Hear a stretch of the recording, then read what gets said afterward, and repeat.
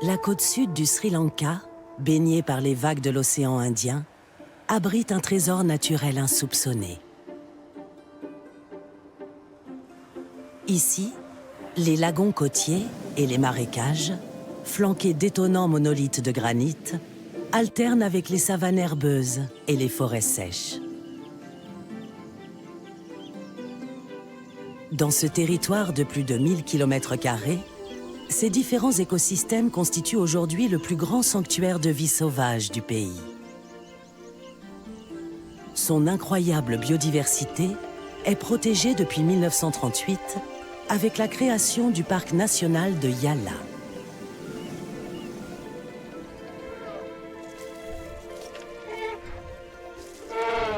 La réserve compte la plus forte densité de l'île en éléphants, en félins, en crocodiles, en ours et en singes.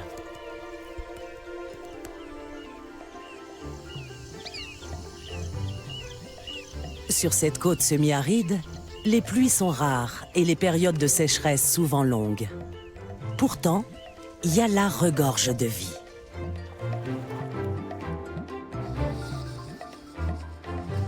Le parc dispose en effet d'une ressource précieuse, la présence permanente d'eau douce.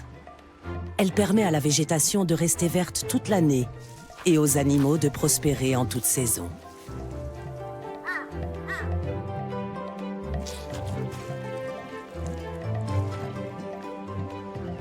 Prenant sa source dans les montagnes du centre de l'île, le fleuve Ménic irrigue la plaine littorale de Yala. Toute l'année, il alimente les racines tentaculaires des forêts qu'il traverse avant de se déverser dans les lagons côtiers.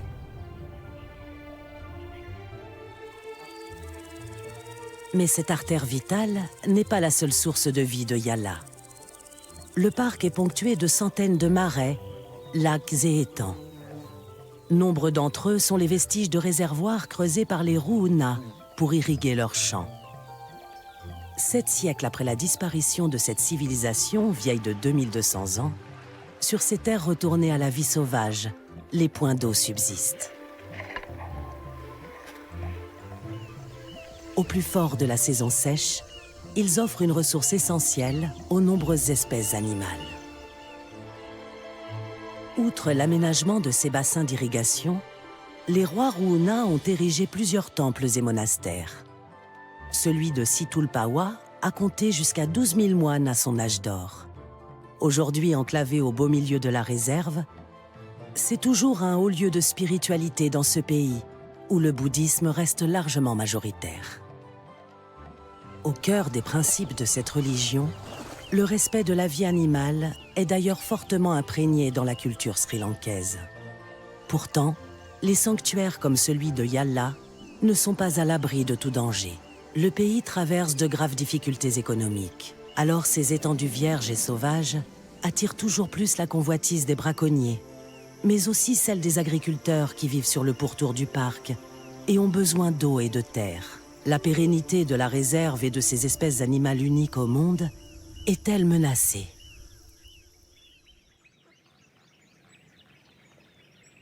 Cela fait des mois qu'il n'a pas plu à Yala. Mais les oiseaux n'ont pas déserté le parc.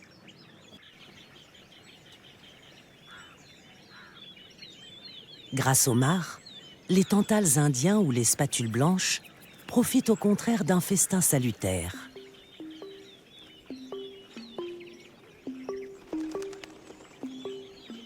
L'évaporation, due à la chaleur intense des dernières semaines, a fait baisser le niveau d'eau et augmenter la concentration en poissons.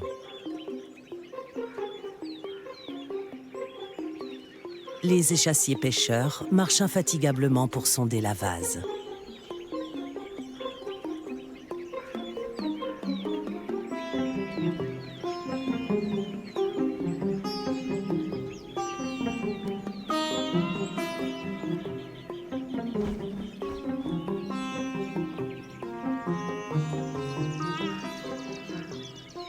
Les pélicans à bec tacheté se sont également invités au banquet.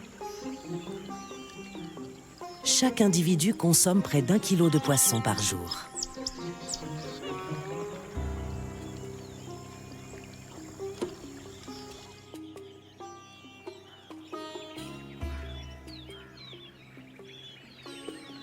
Leur pêche miraculeuse ne semble guère perturbée par la présence de crocodiles des marais. En cette période d'abondance, les oiseaux ne risquent pas grand-chose. Les sauriens préfèrent se repaître des poissons asphyxiés par la baisse du niveau d'eau que les oiseaux délaissent.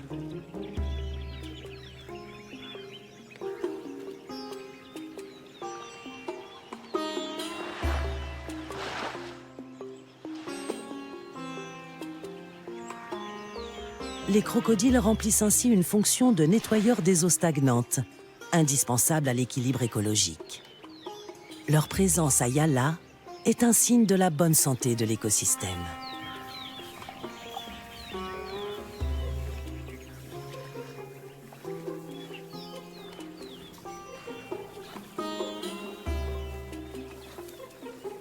Les buffles aussi se prélassent dans la boue sans stress apparent.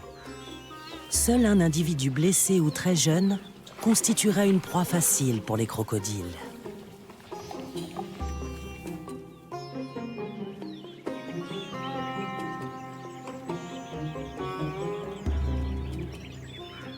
Les mares continueront à nourrir oiseaux et reptiles jusqu'à l'arrivée de la mousson, si elle ne se fait pas trop attendre.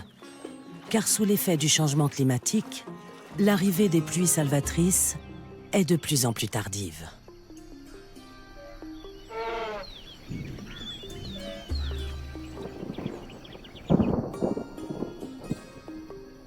Alors que sur les hauteurs de l'île, les orages commencent à gronder, dans la plaine surchauffée de Yala, la mousson se fait encore attendre.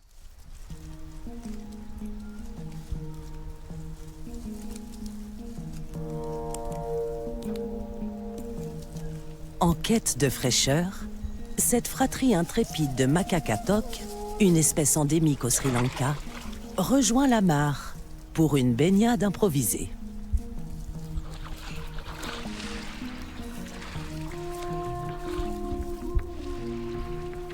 Leurs jeux aquatiques se déroulent sous l'œil curieux des entelles de Ceylan, singes gracieux à longue queue sinueuse qui restent impassibles et au sec. Les sommets des rochers et les cimes des forêts de la plaine littorale sont le royaume des singes.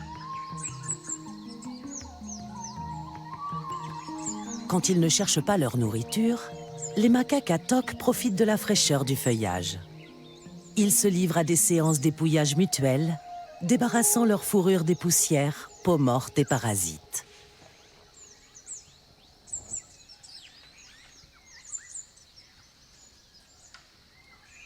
Pour ces animaux à l'organisation sociale très complexe, le toilettage représente une forme de communication tactile qui relâche les tensions. La douleur modérée produite en tirant les poils de la fourrure déclencherait la libération d'endorphines, apaisant le stress. Voilà peut-être pourquoi ces singes sont des compulsifs du toilettage.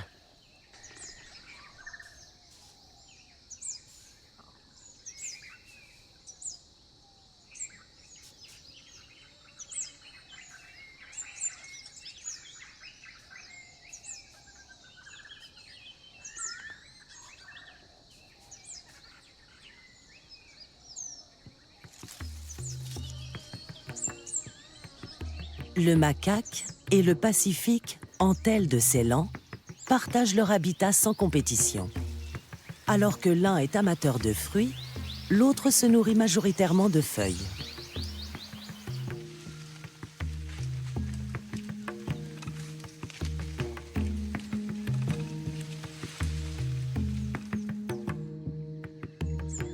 Et pour entretenir des bonnes relations, ces deux voisins se livrent même à des toilettages interespèces.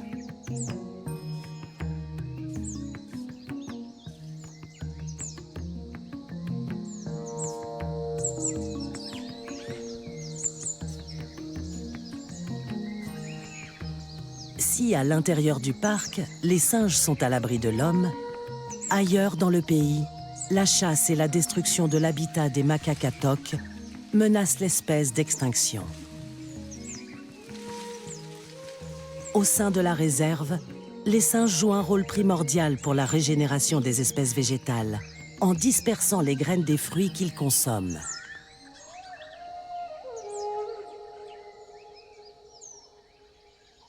À Yala, un autre animal joue un rôle important dans le biotope, l'éléphant. La réserve compte 400 individus, un nombre élevé au regard des ressources alimentaires disponibles. Les éléphants du Sri Lanka, les plus grands en Asie, sont en recherche permanente d'eau et de nourriture. Ils ingurgitent entre 100 et 200 kilos de végétaux par jour, qu'ils choisissent parmi une centaine de plantes.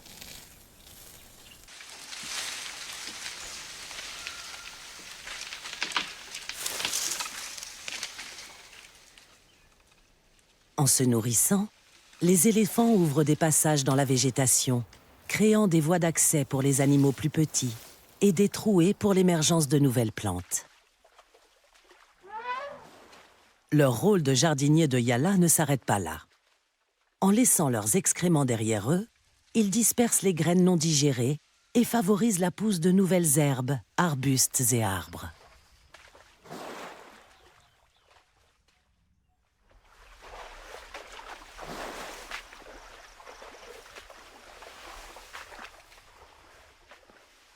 Cette femelle attend un bébé. Elle profite de la fraîcheur de l'eau et des herbes aquatiques avant de retrouver ses congénères, dont elle ne reste jamais loin. Car c'est tout le troupeau qui développe un instinct protecteur envers la future mère, dont la gestation dure près de 2 ans.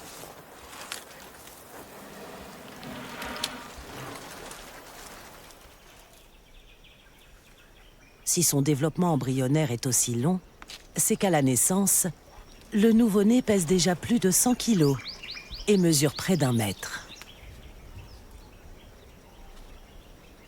Mais l'éléphant d'Asie, adapté au sous-bois, est plus petit que son cousin africain. Ses oreilles aussi sont plus petites et il possède une autre particularité.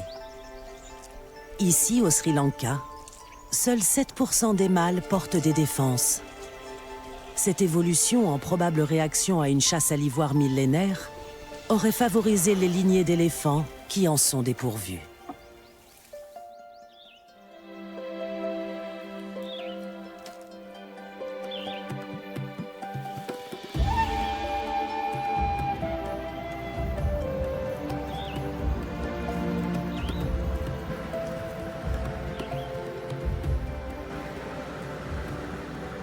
Le scientifique sri-lankais Prutu Fernando est un expert mondialement reconnu sur la protection de ces colosses qui le fascinent depuis son enfance.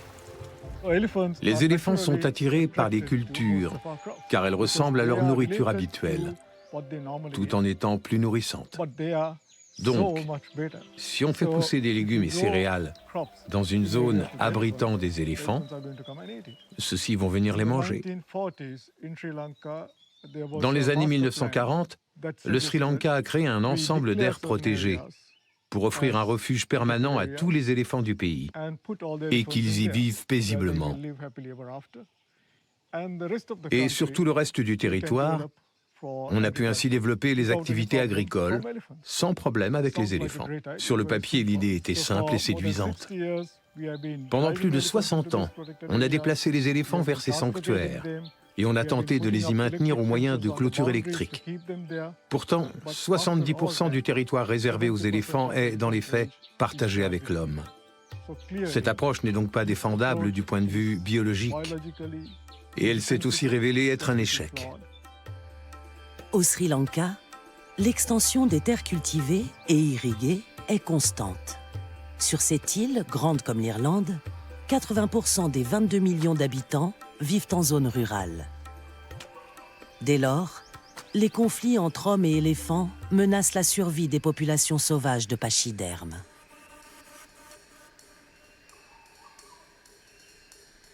Tous les ans, une centaine d'accidents coûtent la vie à des villageois sri-lankais.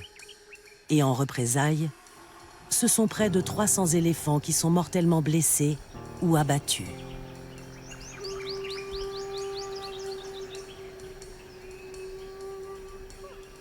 Ainsi, des centaines de kilomètres de clôtures électriques ont été implantés dans tout le pays pour protéger les champs et contenir les animaux sauvages dans leurs sanctuaires. À Yala, les cultures commencent dès qu'on franchit le périmètre du parc. Mais en cette fin de saison sèche où l'herbe est rare, les éléphants ne résistent pas à l'attrait des rizières. Tous les jours, des clôtures sont retrouvées arrachées.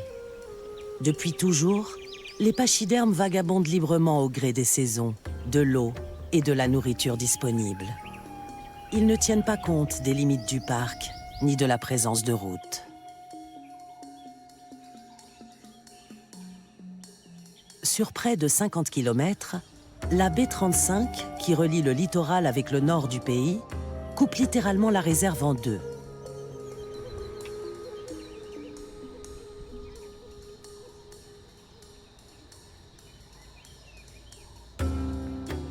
On l'appelle Elephant Road.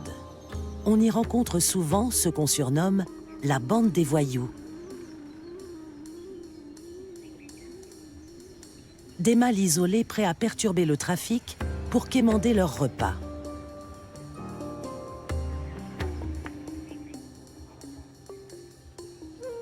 Les conducteurs locaux étant habitués à ces incursions, les accidents sont heureusement très rares.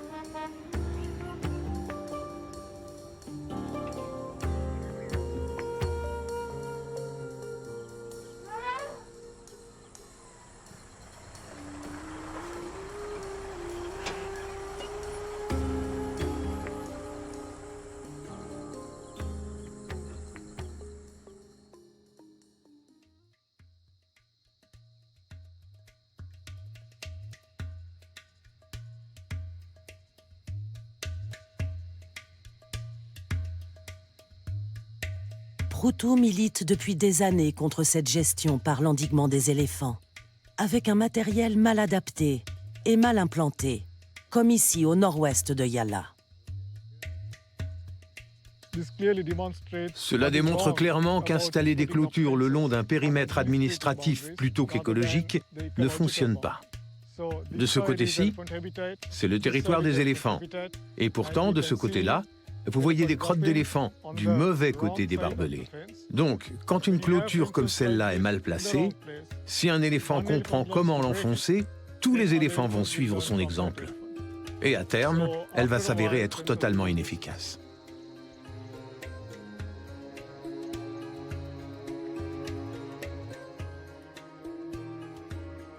Proutou et son organisation financent des clôtures d'un type nouveau, installées à proximité immédiate des maisons et des jardins.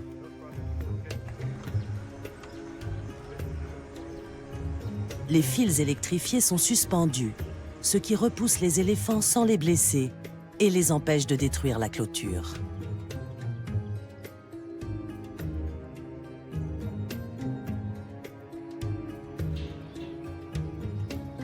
Les agriculteurs reçoivent aussi une formation pour la maintenance des équipements. Ce sont les villageois qui entretiennent la clôture, bénévolement, et ils paient eux-mêmes les réparations. Ça ne coûte absolument rien à l'État. C'est un modèle non seulement très efficace, mais aussi durable. Dans ce village, il n'y a que de petites parcelles. Autrefois, les gens n'osaient rien cultiver car les éléphants venaient tout manger. Mais depuis l'installation des clôtures, ils ont remis en place leur culture et gagnent même de l'argent grâce à la vente de leurs produits. Pour les gens d'ici, le fait d'installer une clôture comme celle-là les amène à accepter l'idée de vivre avec les éléphants du parc. C'est la condition d'une cohabitation pacifique qui existe sur cette île depuis des millénaires.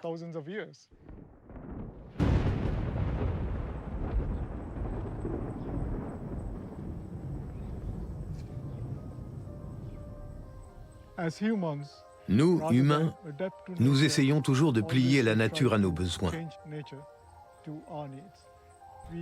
Les éléphants peuvent nous aider à comprendre qu'il nous faut aller dans le sens de la nature, plutôt que de la combattre systématiquement.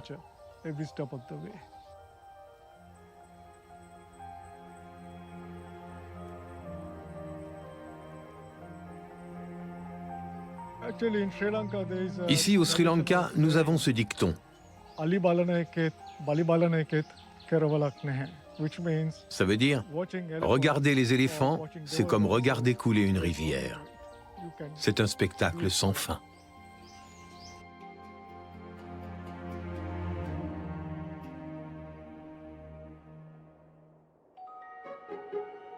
Au cours de son histoire géologique, l'île de Ceylan a été rattachée puis séparée du sous-continent indien. Ces millions d'années d'évolution ont abouti pour les animaux et les plantes à l'apparition de sous-espèces distinctes de leurs cousines continentales. Cela contribue au fait que l'île possède l'un des taux d'endémisme les plus élevés au monde.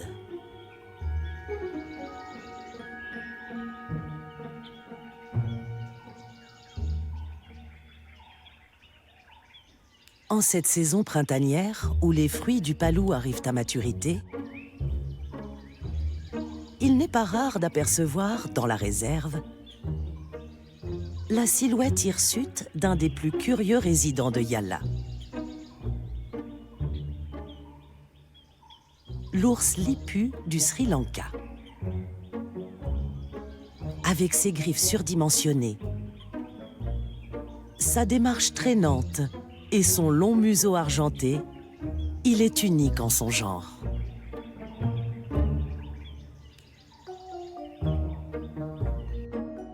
Zainab fait partie de l'Environmental Foundation of Sri Lanka. On trouve des ours lipus en Inde, au Népal et au Bhoutan. Mais ceux qui vivent ici appartiennent à une sous-espèce endémique au Sri Lanka.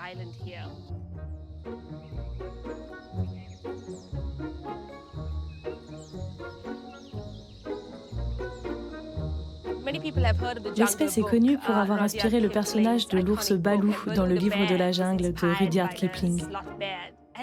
Il a beau être un animal assez étrange, mieux vaut garder ses distances avec lui car, en liberté, il possède un fort tempérament et il est très imprévisible. Comme sa vue est mauvaise, il se fie à son odorat, si bien que lorsque vous le croisez, il est souvent trop tard. Sans compter qu'il a une fâcheuse tendance à s'attaquer au visage. Un certain nombre de gens ont perdu un œil ou été blessés au nez. Donc, mieux vaut éviter de le croiser quand on est à pied. Les seules fois où on peut les observer en groupe, c'est quand une mère élève ses petits. Les petits vont rester avec elle pendant une période comprise entre 1 an et demi et 2 ans et demi, selon nos estimations.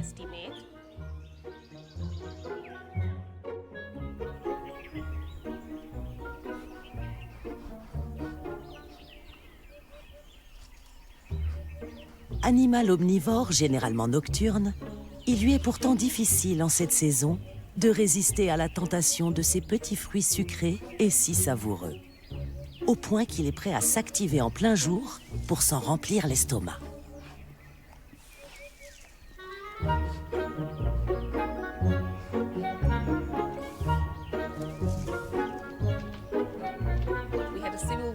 Nous avons traversé 30 ans de guerre civile, pendant lesquelles les activités de recherche ont été réduites. Nous savons peu de choses sur les ours, car ils sont très furtifs. Il faudrait qu'on puisse effectuer des études télémétriques à l'aide de colliers émetteurs, afin de suivre leurs déplacements et évaluer l'étendue de leur territoire.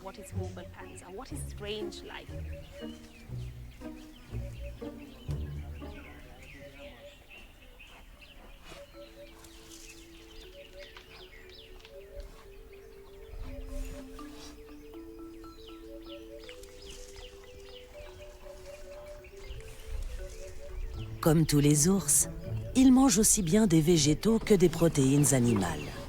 Il adore les termites et les larves. De fait, il a un rôle de régulateur des insectes, de nettoyeur des écosystèmes, en se nourrissant de carcasses. Et il participe à la dissémination des graines des fruits qu'il dévore.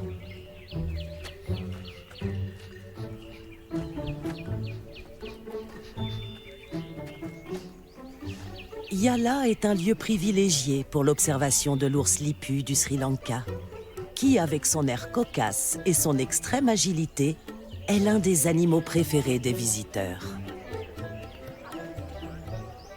Mais bien que les revenus du tourisme contribuent au maintien de la réserve, les biologistes s'interrogent sur les conséquences d'une telle affluence dans le parc. Dès le lever du jour, des véhicules d'observation s'agglutinent parfois autour des animaux. Ce comportement pourrait représenter une gêne pour la faune sauvage, sans oublier les routes et les hôtels apparus aux portes de la réserve.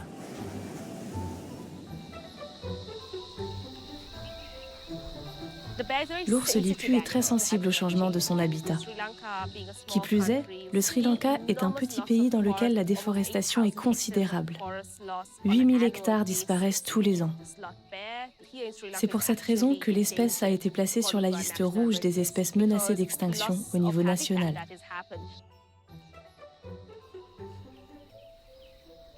Les animaux ont un rôle et une place dans les écosystèmes.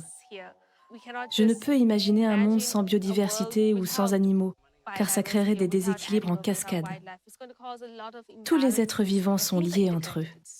Et pour notre propre survie, nous devons continuer de préserver leurs derniers espaces naturels.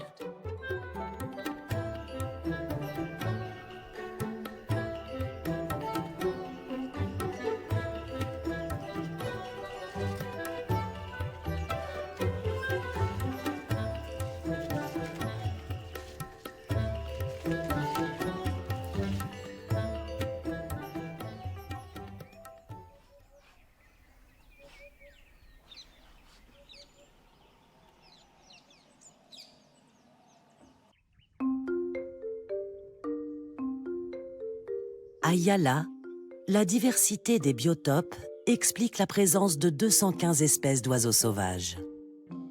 Le parc est une zone ornithologique majeure du Sri Lanka.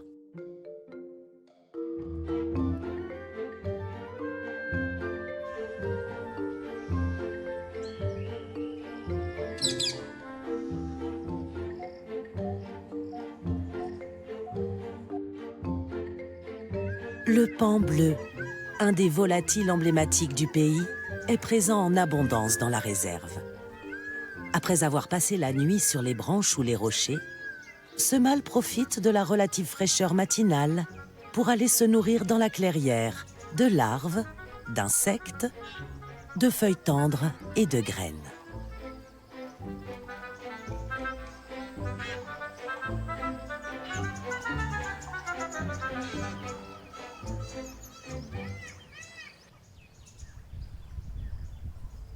Parmi les 44 espèces de mammifères présents à Yala, les grands herbivores profitent de la verdure de la réserve, comme le cerf tacheté, le cerf sambar ou le sanglier.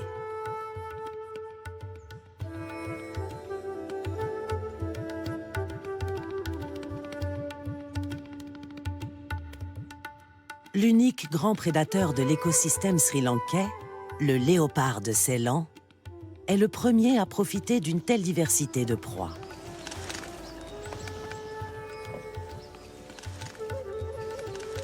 Il règne au sommet de la pyramide alimentaire, régulant les populations.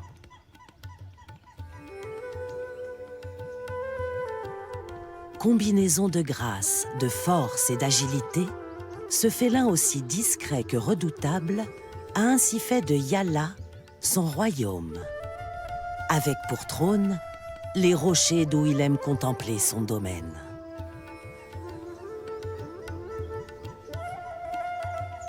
Le léopard passe une partie de la journée à parcourir son territoire, qu'il marque de son odeur, et à flairer les traces de ses congénères qu'il évite de croiser, sauf en période de reproduction.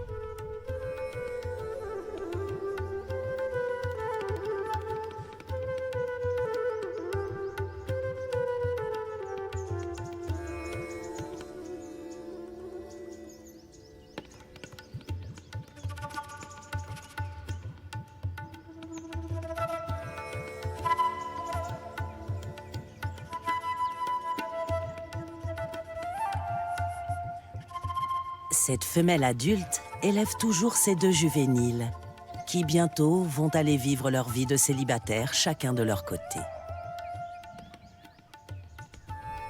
Avec une quarantaine d'individus, le parc compte une des plus fortes densités de léopards au monde.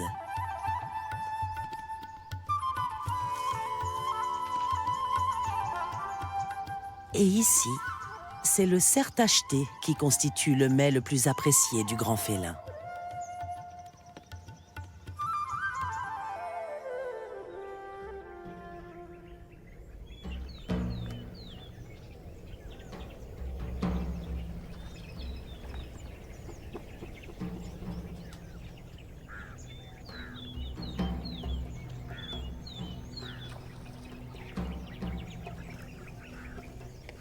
Il fait si chaud en cette fin de saison sèche que la soif le pousse à se rapprocher des mares.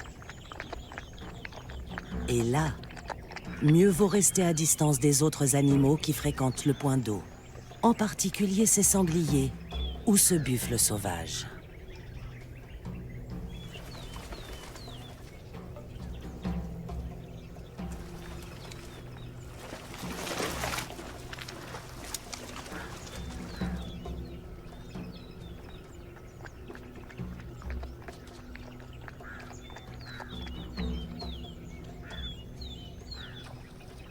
Leur puissance est telle que ce jeune adulte choisit d'éviter une confrontation où il risquerait d'être gravement blessé.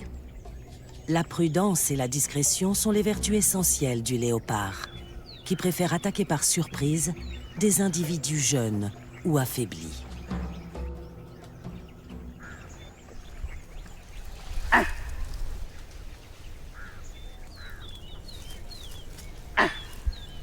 Mais sa présence dans la jungle est parfois trahie par les vigies en haut des arbres, les entelles de Ceylan.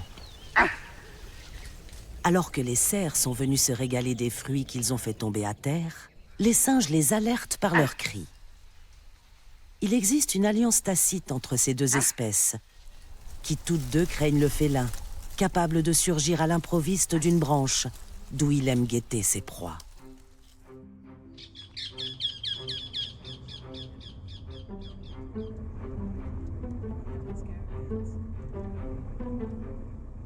Pour Anjali Watson et Andrew Kittle, fondateurs d'un centre de recherche pour la protection de la vie sauvage, le léopard de Ceylan est un cas unique.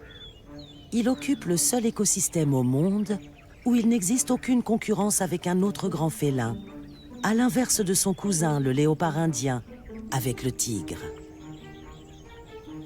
Le défi majeur pour ces chercheurs, c'est de prouver le rôle crucial que joue le grand prédateur sur le fragile équilibre naturel de son territoire. On mène nos recherches de terrain dans tout le pays et sur différents habitats, ainsi qu'à différentes périodes de l'année. C'est optimal car cela nous offre une vision d'ensemble de l'espèce que nous étudions, le léopard. Et c'est important ici car, comme vous le savez, le Sri Lanka est une île, donc le moindre changement dans l'écosystème a des conséquences multiples. C'est le fameux effet papillon. On a la chance d'être autorisé à se déplacer à pied dans les parcs nationaux, mais on est obligé d'être accompagné par un garde du département de la vie sauvage qui est armé. L'arme n'est pas là pour tuer les animaux, ça fait juste partie du règlement. Si on croise la route d'un éléphant qui se montre menaçant, alors le garde va tirer en l'air pour lui faire peur et l'éloigner. Nous utilisons des appareils à déclenchement automatique. C'est notre outil favori car il ne gêne pas les animaux. Les rosettes sur le pelage du léopard sont comme des empreintes digitales. Elles sont spécifiques à chaque animal. Vous ne trouverez jamais deux léopards avec des motifs parfaitement similaires. Ces pièges photos nous permettent d'identifier chaque individu présent sur ce territoire. Ils nous fournissent aussi quantité de données pour nos recherches.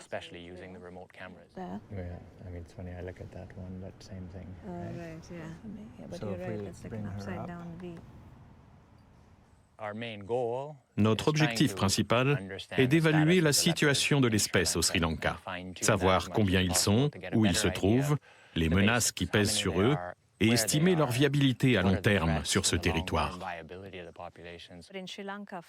Au Sri Lanka, depuis très longtemps, c'est le prédateur principal. La présence de léopards évite aux espèces qu'ils consomment de croître de manière anarchique au Sri Lanka. Donc si les félins venaient à disparaître, ces populations se multiplieraient de manière inconsidérée. Elles consommeraient plus de plantes, ce qui aurait un impact sur la végétation. Tout l'écosystème s'en trouverait bouleversé. Et si les conséquences sont difficiles à prévoir, elles pourraient être dramatiques. Ce qui préoccupe les scientifiques, c'est l'isolement des différentes populations de léopards au Sri Lanka, favorisant le risque d'anomalies génétiques par manque de diversité au sein de l'espèce. Le léopard fait face à de nombreuses menaces. Le maintien d'une population viable nécessite qu'on ait au moins 500 animaux en âge de procréer qui se croisent et se fréquentent. Le problème, c'est que les aires protégées forment aujourd'hui des poches isolées, souvent sans aucun passage entre elles. Pour éviter d'avoir des groupes isolés sans brassage génétique, nous préconisons de reconnecter les différentes réserves entre elles. On doit aussi mieux comprendre comment les animaux se déplacent de l'une à l'autre. Enfin, nous voulons garantir que ces couloirs seront préservés sur le long terme dans ce pays où 80% des habitants vivent en zone rurale.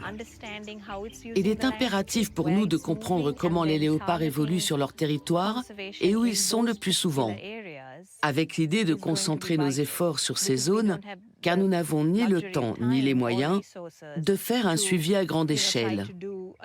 Et comme le léopard est une espèce clé de voûte, au sommet de la chaîne alimentaire, le protéger a des conséquences bénéfiques sur les autres espèces.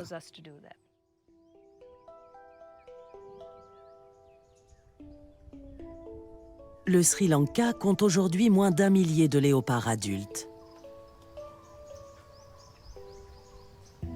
Pour autant, Anjali et Andrew ont constaté que cette population est restée stable ces 10 dernières années, et ce malgré l'urbanisation et le développement agricole. Mais un autre problème s'est développé.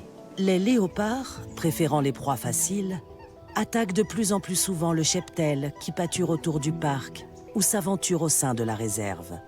Si bien qu'Anjali doit faire preuve de psychologie pour convaincre les éleveurs de ne pas abattre les félins. Très souvent, lorsqu'on ouvre l'ordinateur et qu'on commence à regarder les photos des animaux, les gens viennent les voir et à chaque fois, il se passe quelque chose d'incroyable. Leur perception change du tout au tout.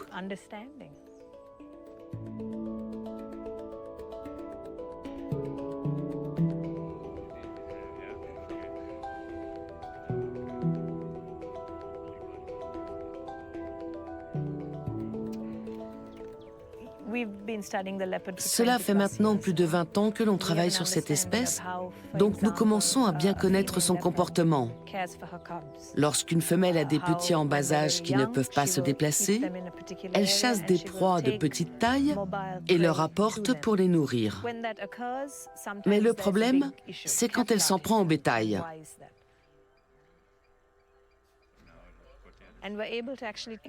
Alors nous expliquons aux mères et aux grands-mères du village que le félin tente juste de nourrir ses petits. Et soudain, notre message passe beaucoup plus facilement.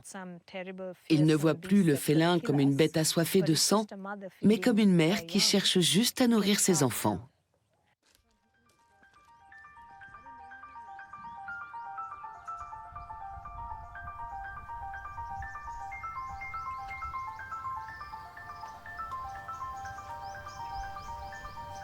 Leurs années de recherche ont amené les deux scientifiques à mieux comprendre la place unique qu'occupe le léopard dans le paysage sri-lankais.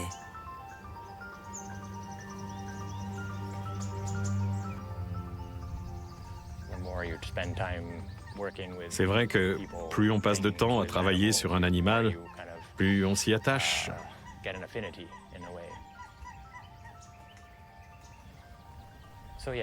Effectivement, il y a plein de choses qui sont frappantes chez le léopard. C'est vraiment une espèce étonnante. On dit toujours, qu'importe le nombre de léopards que tu auras croisés dans ta vie, tu ressentiras toujours un frisson quand tu croiseras le prochain.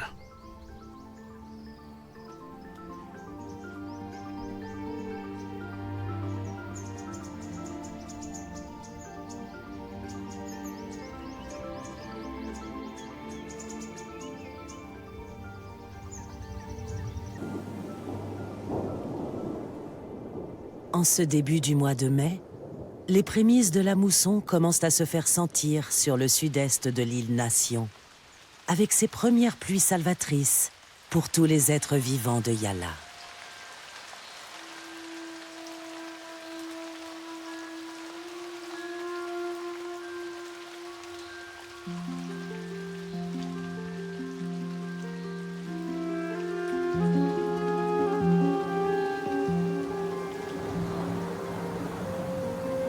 Les Sri Lankais aiment à dire qu'ils sont enfermés avec les animaux sauvages sur leur île. Le développement agricole et urbain, en empiétant sur les espaces naturels, a fini par créer des poches isolées où un brassage génétique insuffisant menace la survie des espèces. Et dans ces espaces réduits, les animaux n'ont pas accès à toute l'alimentation dont ils ont besoin. Se rabattant vers les cultures ou en attaquant le bétail, la faune sauvage se retrouvera à l'avenir toujours plus en conflit avec les humains. Nous avons toujours de nombreux animaux sauvages, des éléphants et un félin, le léopard. Alors, comment les faire coexister avec les humains? Les différents programmes de recherche qui sont menés démontrent qu'il faut intensifier nos efforts, car les perspectives sont inquiétantes, avec un déclin de la biodiversité et du nombre d'espèces. Maintenant, mieux on comprendra cet écosystème, mieux on pourra le protéger. Le parc national de Yala, toujours plus convoité par le tourisme, reste l'un des derniers grands sanctuaires pour la faune sauvage de l'île. L'enjeu aujourd'hui est d'aménager des corridors écologiques pour le relier aux autres aires protégées du Sri Lanka.